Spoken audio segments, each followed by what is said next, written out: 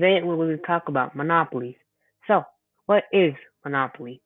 A monopoly is a company or individual that owns a majority of something in a particular market and has immense power because of it. An example of this is Google, to the point where Googling is a verb and doing anything online simply requires at least one of its services. Even if it's possible without using its vast amount of services, it is just more efficient to do so. Just the process of making this video required the usage of its search engine for research and Google Docs for note-keeping and script, which brings the question of why monopolies are mentioned the way they are. Why are monopolies bad? Big tech is often a term you hear being used to mention monopolies like Facebook, Google, Amazon, and other corporations. These companies dominate the market so well to the point where there is no competition, which is terrible for the market. Not only that, they are very well capable of picking winners and losers in the very economy itself by various methods, stated by a 450-page report filed by the Judiciary Committee titled Competition in Digital Markets. So, how did monopolies come to be as they are today? Let's go back all the way to the Second Industrial Revolution when the first monopoly was born. Petroleum was discovered, and it possessed the ability to replace coal as an energy source. It had higher energy density and produced less smoke and ash when ignited. Not only that, it was cheaper to transport due to its liquid form compared to coal's solid and heavier form. All this began the oil rush in 1859, and monopolies flourished, specifically the Standard Oil Company. At its peak, it controlled 90% of the oil, 4,000 miles of pipelines, and employed 100,000 workers. In the late 1800s, the market flow of oil was not consistent. There was a lot of boom and bust for oil in the late 1800s, leading to fluctuating price and price wars. Rockefeller's goal was to make profits consistent. To do so, he arranged a secret discounted shipping rate from all railroads, which gave the company an edge. According to the expose written in 1904, the Standard had a rate of 99 cents. Comparing that to other refiners, they had to pay $1.33 per barrel.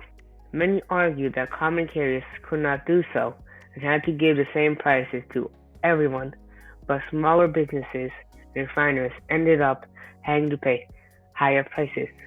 Rockefeller did many other things that were quite ruthless and straight up illegal to dominate the refiner market, and by 1880, less than 10 years, the Standard Oil Company now owned 90% of all refineries.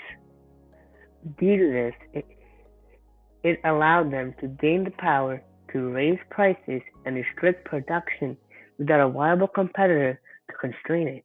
According to the article, John Rockefeller forms the Standard Oil Trust, 1882. Standard Oil his monopoly continued for 20 years until the 1900s and the antitrust movement. The end of monopolies was near. The public demanded action. Journalists uncovered and wrote about the monopoly's tactics. Politicians tried to address public concern. Bills were passed, but it wasn't just enough yet. State lawsuits went nowhere as monopolies, specifically the Standard Oil Company, were able to relocate and dodge cases. There was the Sherman Antitrust Act passed in 1890, but the monopoly's political power was too strong until Theodore Roosevelt was elected president in 1901. First, he dismantled the Northern companies, another monopoly derived from the Second Industrial Revolution. The Standard Oil was then later dismantled in 1911. In its decision, the Sherman Antitrust Act was altered, as monopolies were only considered a monopoly if it was an unreasonable constraint of trade. Let's go back to the present and discuss about the monopolies now.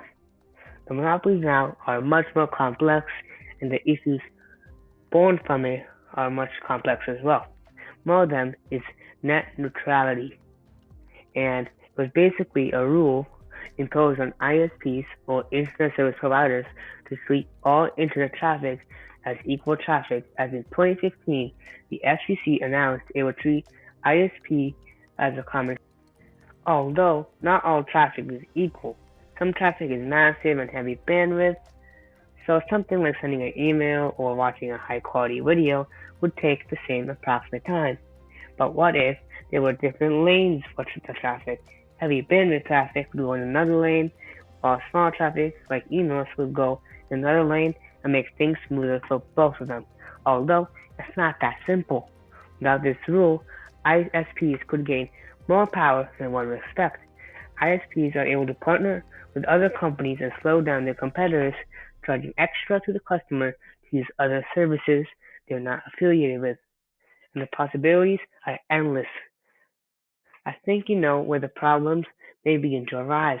Although, as the article Net Neutrality is Bad for Consumers mentions, regulations drive up the cost of doing business, which also results in ISPs being forced to divert money away from innovations and slash or charging customers higher prices. Moreover, to compare from 2005, 63% of Americans now live in areas with just one choice for broadband internet, according to how the end of net neutrality could change the internet. So, is there a solution? Because capitalism requires competition in the market, but not to the point where monopolies arise and thus shutting down the competition, a complete fix is implausible. Although there is more like a couple things that could be done to minimize the issue. One of them is data commons, and since big tech have access to such vast amounts of data, making making them make their data public besides some exceptions challenges the data monopolies they hold. And according to We Need More Than Antitrust Law to Tackle Big Tech, major cities like Barcelona and Amsterdam are already exploring them, which gives more of a reason to do something about monopolies. There also needs to be more stricter government influence and regulation to ensure that anti-competitive practices are not applied and that there is room for competition available.